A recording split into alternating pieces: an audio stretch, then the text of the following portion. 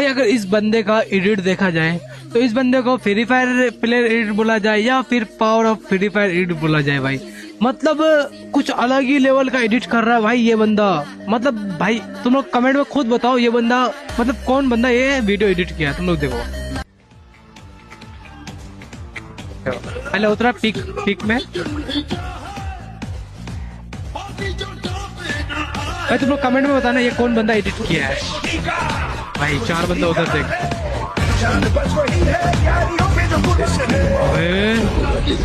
देख लो 3D animation भाई flat में है भाई। ओ भाई तुम्हें कौन ऐसा एडिट करता भाई, मतलब